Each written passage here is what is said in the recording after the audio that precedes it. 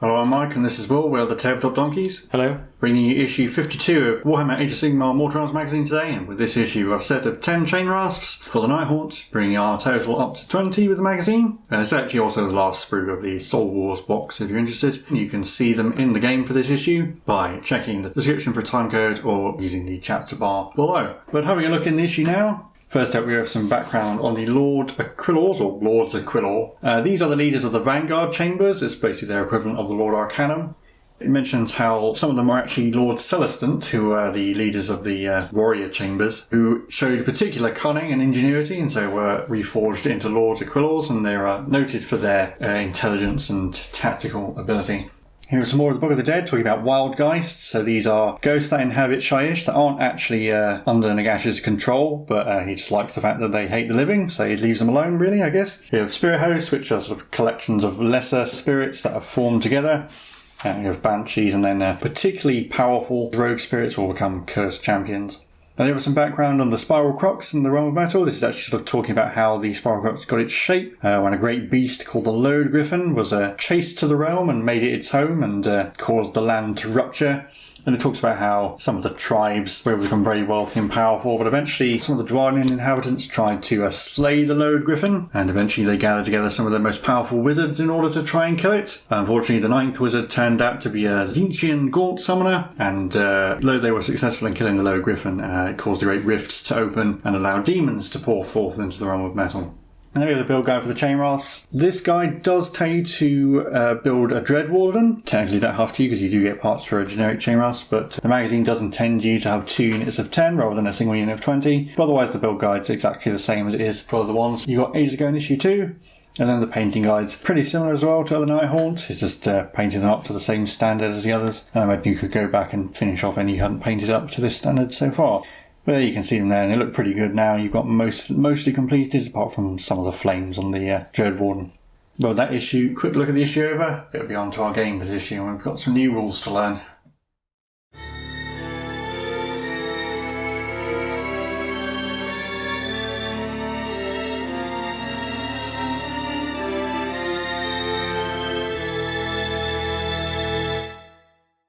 In a moment we'll be on to our game, but first we learn about the Realm of Battle rules section, which is basically rules that change depending on which of the 8 mortal realms you're fighting on. Well, actually, as it says in the box there, you can only actually pick 7 of them, and there's no rules for fighting in Aesir. But basically, you can, after picking a battle plan to use, you can pick a particular mortal realm for it to take place in. Or it says if you can't agree, then you can roll off and the winner decides. And each of the realms has characteristics. There's Realm Sphere magic, so there's a spell that your wizards can use. In addition to any other spells that they know, they can automatically use that one. There's a command ability that you can use when fighting in that realm. All heroes can use that one. And there's also Realmscape features which give rules to the terrain you're using. It says there in this issue we'll find out the magic and command rules for Chamon, and in the next issue we'll have the Realmscape feature rules for Chamon, and the other realms will be covered in future issues.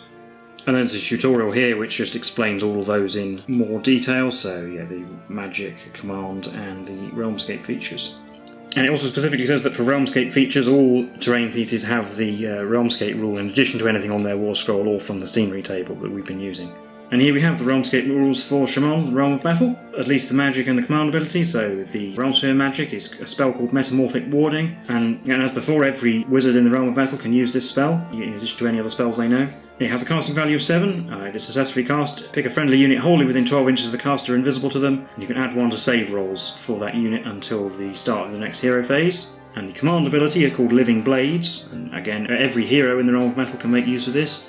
You can use it in the combat phase and pick a friendly unit wholly within 12 inches of a friendly hero. Until the next hero phase, add 1 to hit rolls with melee weapons if the unit made a charge move in that turn. And then there's a tutorial for both of those, so we've got Metamorphic Warding there, and then Living Blades here, and it just explains what those are with an example.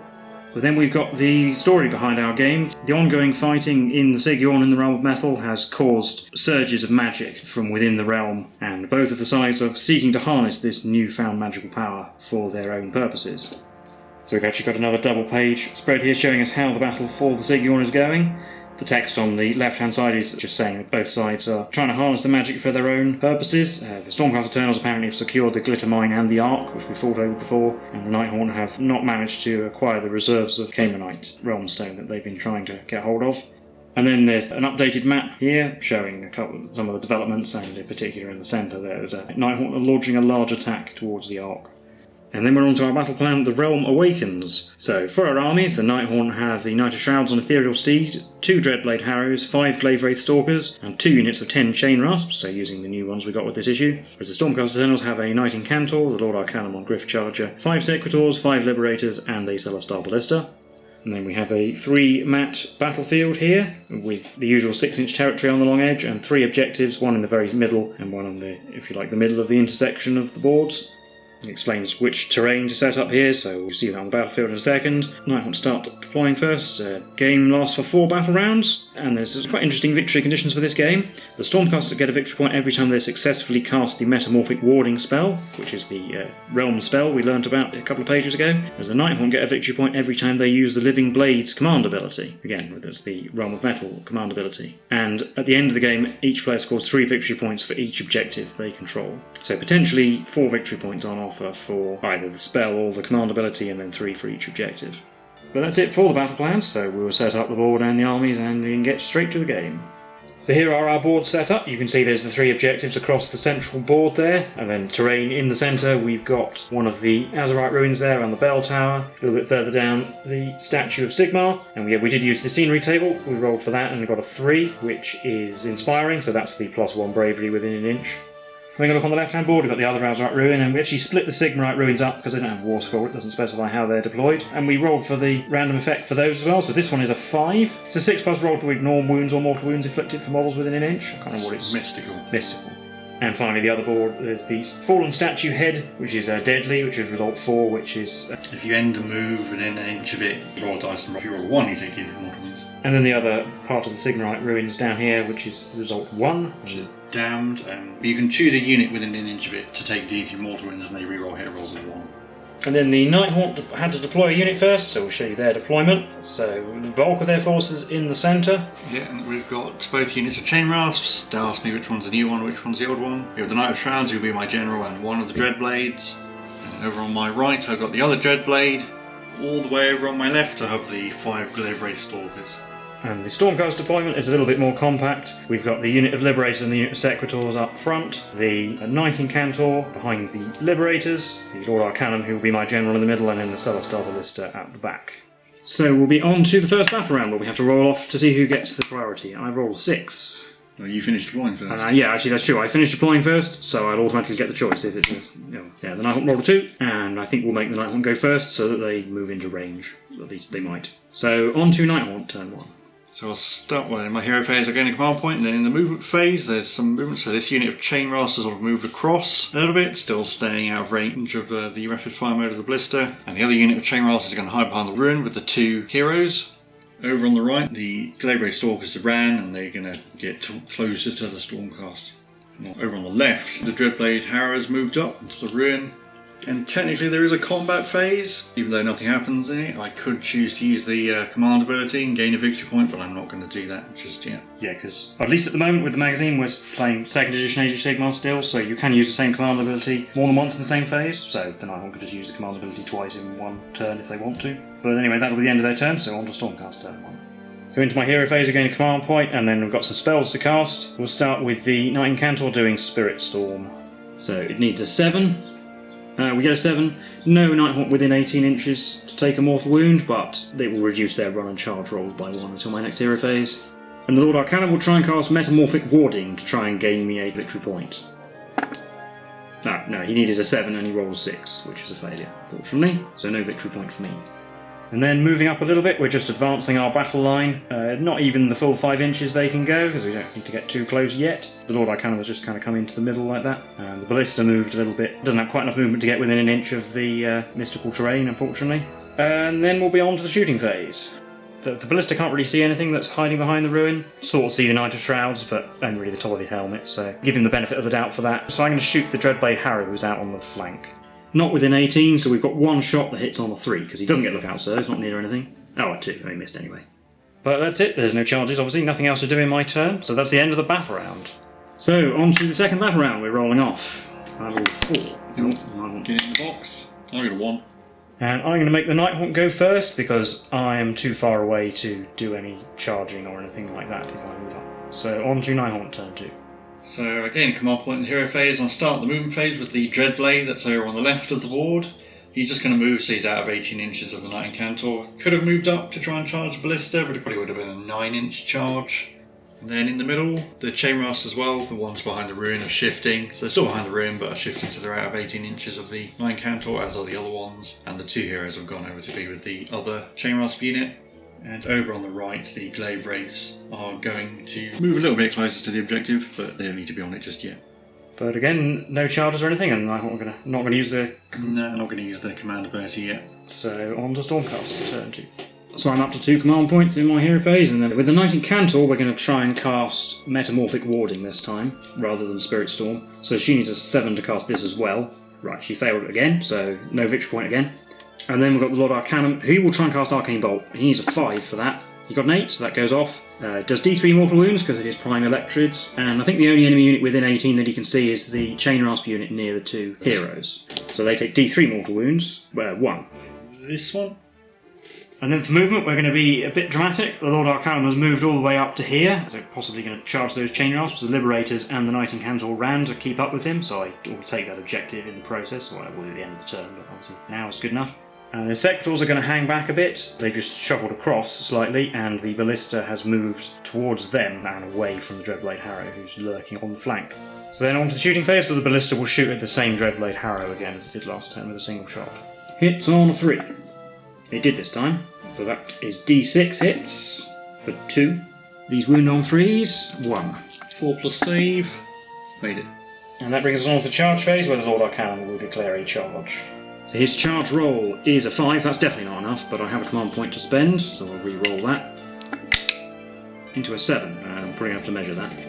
Unfortunately, that is about a quarter of an inch short. He has to kind of move straight forward and then go round the corner of the ruin. So if the ruin wasn't there, he would be in range, but it's very close. He gets to about here, and then he has to move laterally, and he's like a quarter of an inch out. So unfortunately, that's a failed charge, even with a reroll, and I'm not going to declare any other charges. So that's the end of the battle round, and then we'll be rolling off. So on to battle round 3, and rolling off. 2. 3. So I am going to choose to go first. So on to Nighthaunt turn 3. So a fair amount of movement in my turn. This Dreadblade that was hanging out on the left is going to move across so that it's within 6 inches of these Chainrasps, who has moved out a bit. Over in the middle, this Chainrasp unit has just moved directly ahead, mostly just to take the objective, and then the 2 heroes have moved up into the middle, hopefully to do some charging. And over on the right, the Glaive Wraiths have just moved so they're within 6 inches of that objective. So claiming that one for the Nighthaunt as well. So on to the charge phase. Yeah, I'll start with these Chainrasps first, because I think they're important. So they're going to need probably about 5 to get them in contact with where they want to go. A 6, that's probably enough. So they'll finish their charge like that. I'm going to do this Dreadblade next. He gets an 8, that's definitely enough. So he's just going to charge in like that. I'm going to do the Knight of Shrouds next. I think he needs about a 6 to get where I want to go. 6. So he's going to go like that. And then the other Dreadblade Harrow is going to charge. It needs to be a fairly decent roll. That's 7, I think that is enough. So he's going to go there. So there's going to be a lot of command point usage. So the Knight of Shrouds is going to use Lord of Geists on this unit of Chainrasps. Then this Dreadblade Harrow is going to use Living Blades on this unit of Chainrasps. So that's the realm 1. And I'll gain a victory point as well. So that's 2 command points used. And then the other Dreadblade will use Living Blades on the Knight of Shrouds. And also at the start of the combat phase, the Secretors are going to declare Powder Shields. So the Nighthaunt have 2 victory points, and then onto combat phase proper. I'm going to pick this unit of Chainrasps to go. So they're going to pile in, so they can all get within an inch of the Liberators, and they'll put all their attacks on the Liberators. And they got +1 from Lord of Geists. So I've got 31 attacks, hitting on 3s. I'll do a batch of 16 and a batch of 15. Yep, hitting on 3s with a living blade. Yep, because we charged. So that's 11 hits so far. The next 15, hitting on 3s. Hitting another 13, so that's 24 hits. Still only wounding on 4s though. So that's 14 wounds in total, which is above average, so can't complain. And Liberators have 4+ save, re-rolling 1s. We have 1/1 to reroll. So there's 6 wounds in total, so 3 dead liberators. So we'll lose this liberator over here, who's not doing very much, and then these 2 here, who are fighting the Dreadblade. Then I'll pick the Sequitors before these heroes hit them. So they'll pile in like this, and then we'll put everything we can, which is 3 Great Maces and a normal one on the Knight of Shrouds, because he's more dangerous, and then the other one on the end has to hit the Dreadblade Harrow. The Great Maces on the Knight of Shrouds first, so 7 attacks, because this is the prime with a Great Mace, hitting on 3s. Well, yeah, that's 4 6s. It's 3 misses, but 4 6s for D3 hits each. So that's 8 hits. Wounding on 3s. 5. 4 plus save. He's got 6 wounds, so I need to make 3 of these. Which I did not, so he dies. And then we'll do the 2 attacks on the Dreadblade Harrow as well, and on 3s. We've got 1, and wounding on a 3. No. So Knight of Shrouds goes down. Now I'm going to pick this Dreadblade to go, and he can pile in, so he's more than 3 inches away from the Knight Incantor and fight the remaining Liberators. He charged, so he has 3 attacks hitting on 3s, 2 hits, and wounding on 3s, 1 wound, -1 round. So 5 plus save, rerolling 1s. Rerolling 1s. Oh, into a fail, that's another 2 damage. 2 attacks on the horse, hitting on 4s, getting a hit, wounding on 5s, not getting anything. So that's another Liberator gone. We'll just leave the Prime remaining, and then I'll pick the Prime to fight, I suppose, because it doesn't really matter which of these 2 models I do now. He'll fight the Chainrasps. 3 attacks hitting on 4s, well, only 1. Wounds on 3, it did. 5 plus save, nope, I'll take away that one. And then I'll pick the other Dreadblade to go. He also has 3 attacks hitting on 3s, getting 1. Wounds on a 3, he does. 5 plus save, rerolling 1s, 2s and 3s because of the powder shields. 4 is the one thing that fails, so that's 2 damage. And then the horse hits on 4s, misses.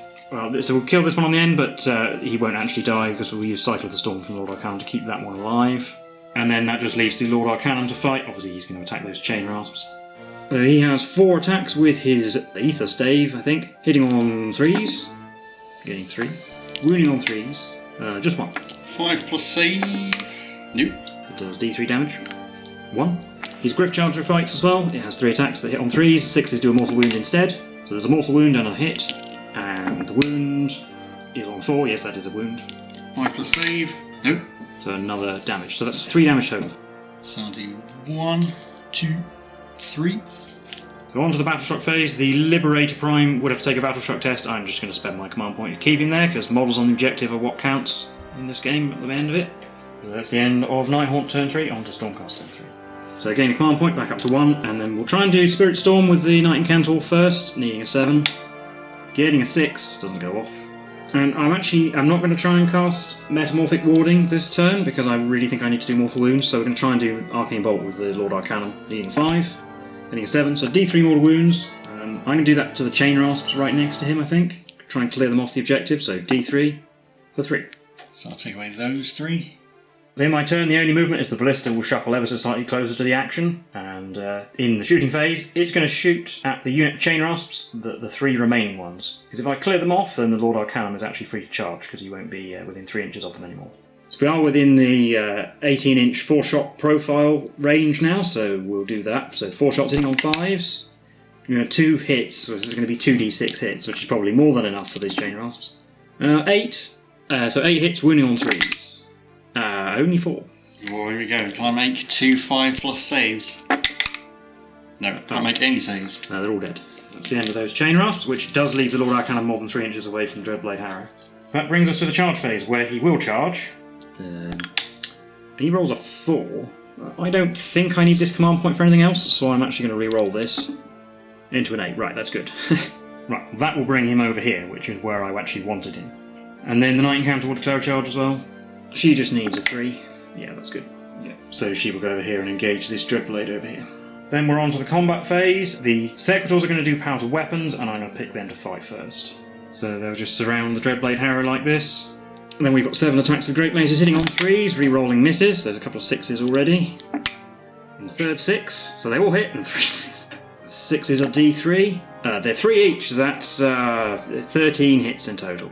So 13 hits, wounding on 3s. Well, there were 2 fails. Only 11 wounds. I can only afford to fail 2 of these, so here you go, 4 plus saves. Well, he made a lot. No, he only failed 2! He did, he's actually got a wound left. Yeah, so 2 fails is 4 damage. So I actually have to roll my normal maces as well. These hit on 3s, re-rolling misses. We need to re-roll misses. Getting all of them hit, and they wound on 3s. Oh, only 1. So now it comes down to 50-50 save. 4+ save. Yes. So rather improbably, the Dreadblade Harrow survives all of that. Although I guess maybe I shouldn't have rolled quite so many hits in the first place. So I'm going to pick him to go next because he's just going to get stomped by the Lord Arcanum if I don't. So he's going to attack the Secretors. He didn't charge. He has 4 attacks hitting on 3s. 3 hits, and they wound on 3s. 3 wounds at -1. So 5+ saves. Rerolling 1s. Rerolling 1s. Okay, that's actually 3 damage. And then he's got his horse. 2 attacks on 4s. Nothing. So it could be significant because that does kill him, and then 2 wounds on another Sequitor, but we will use Cycle of the Storm to keep that one alive on 1 wound. Then I'll pick the Nighthaunt to go, obviously attacking this Dreadblade over here. She has 3 attacks that hit on 3s. They all do. And they wound on 3s. They all do. No. 4+ save. Made 1, so he might die. So 2d3 damage for 5. Oh, it's just enough. That Dreadblade goes down. And that means the Lord Arcanum gets to go as well. 4 attacks with his stick, hitting on 3s. Oh, missed twice. Wounding on 3s. All failed 1. 4+. Oh. No. Bit more painful than it should have been, perhaps, but the other Dreadblade is also dead.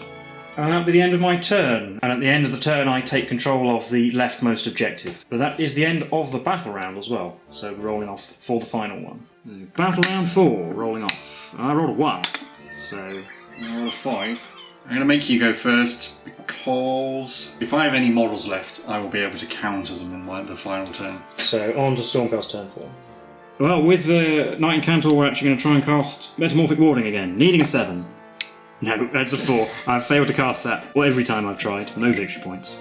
And, well, the Lord Arcanum will just try Arcane Bolt, because I think it's the most valuable at this point. Needing a 5. Getting an 8, so that's another D3 mortal wounds. Well, the Chainrasps, the only thing in range. 2 mortal wounds. Yeah, I'll take away ones further away.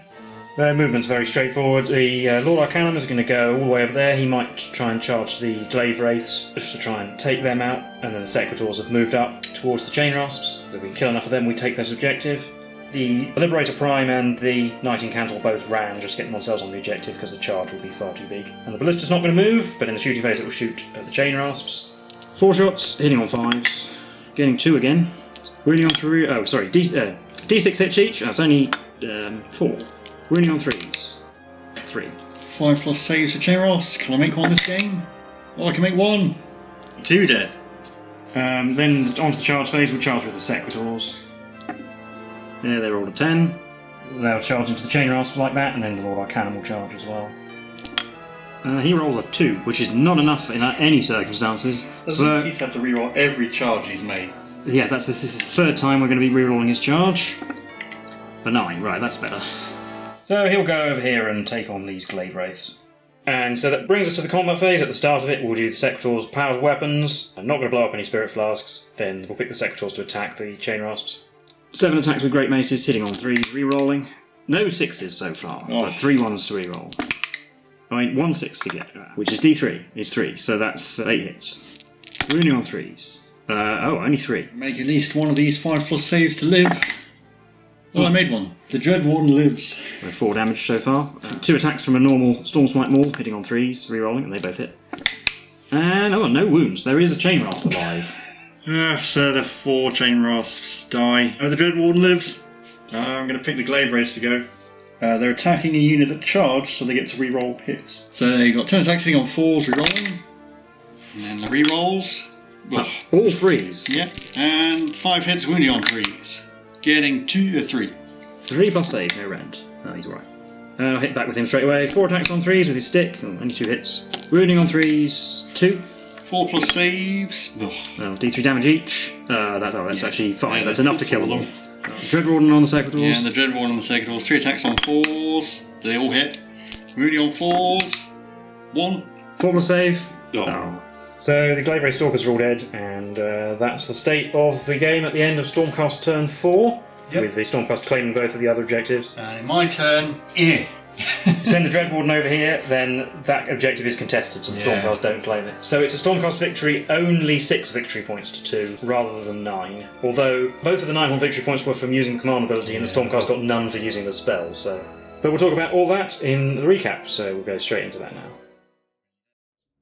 So that was the game for issue 52 of Age of Sigmar Mortal Realms magazine. How do you think that one went? Well, it went about as it usually goes when there's a direct combat between the Nighthaunt and the Stormcast Eternals, but at least it went to the final turn. If I'd maybe spent a command point in the first turn just to get a victory point, and if you'd killed one less Chainrasp, I could have brought back a tie, but... Although I would say that you rolled really badly for your spell casting. You failed to cast the special spell every time, and that would have just made my life even harder, so... Yeah, I tried 3 times on 7 and failed every single time. Well, you had to spend 3 of your command points re-rolling charges as well, so I think you got some pretty bad rolls and still won fairly convincingly, so... And you didn't use any of your Spirit Blasts either. No, I didn't even need to, really. I thought perhaps initially you might have the advantage just in terms of numbers and holding back and just jumping on the objectives, but... Yeah, that's the plan. It's just that you don't take very long to get rid of mine. It took you 2 turns to basically wipe out my entire army. Yeah, that's the thing, is that although 20 Chainrasps is 20 models, they don't last long if you hit them hard. And maybe if the objectives were, say, in the middle of each board rather than clustered closer to the middle, my plan would have worked. It meant that actually the Nighthaunt's kind of manoeuvrability advantage was partially negated, I suppose. If they'd been in the middle of the outlying boards, I would have had to really make a choice about which ones to take. Because with the victory points in this game, assuming that the game would end 2 objectives to 1 in one side's favour, that's 6 victory points. So unless the other side captures the other objective and gets all 4 from their unique objective, then it really comes down to the objectives, doesn't it? Yeah, and really the plan for me is basically just ignore your heroes and try and kill off your Secretors and Liberators or whatever, your ordinary guys, so that you have fewer moles in total. I think you've proved in the past that if you can charge Secretors all at once and hit them hard, you can deal with them, but... I mean, the plan was to just hold them up with the 2 heroes and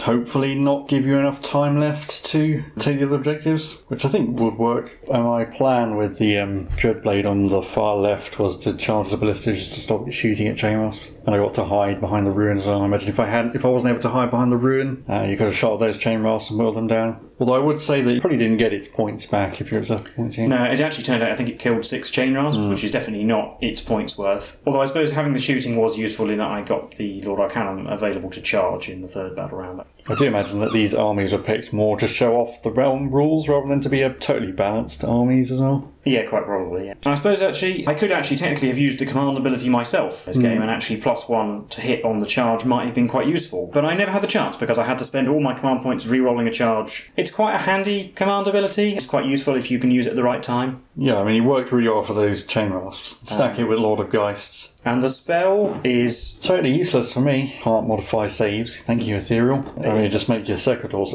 giving them a 3+ save, so... Yeah, and with Powerful Shields, if they were re-rolling a 3+ save, it turns them into a whole unit of Night Crystals. It's a whole unit of Night Crystals. Or give the Lord Arcanum a 2+ save or something. Yeah, it is quite a good spell, but it is quite hard to cast. Like 7... I assume that's because when you've got wizards who automatically know that spell, but it can only cast 1 spell, they don't want to make it like an automatic, I'm going to use this spell every turn, rather than my unique spells, I suppose. Well, I think the realm of battle abilities are really, they're just kind of nice to add a bit of flavour, because I imagine you're probably going to be making use of your own abilities more. And that's it, and we'll learn about different realms in upcoming issues, and again, I think that some of their abilities are better than others. Yeah, and it does seem, if you're deciding, we're going to use some of the Realm of Battle rules, and someone's playing the Nighthaunt, it's like, well, the spell has no benefit for me.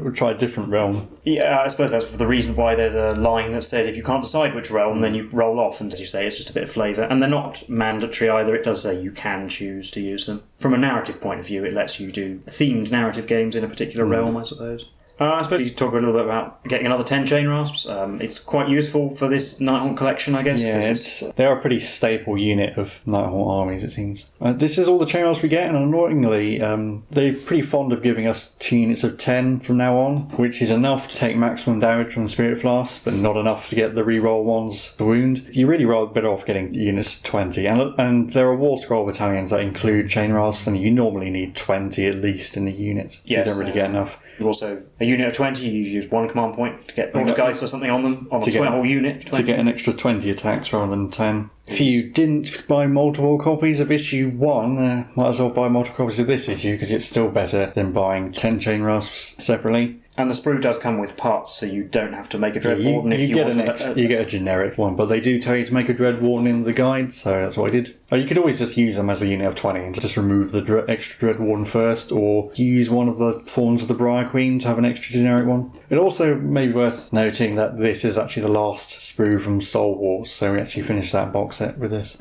That's true, yeah. Well, anyway, I think that's it for this episode, so if you enjoyed this video, then please leave a like and subscribe. Let us know your thoughts in the comments below, whether any particular Realmscape rules are your favourite, maybe. But we've been Tabletop Donkeys, and we'll see you in the next one. Bye for now.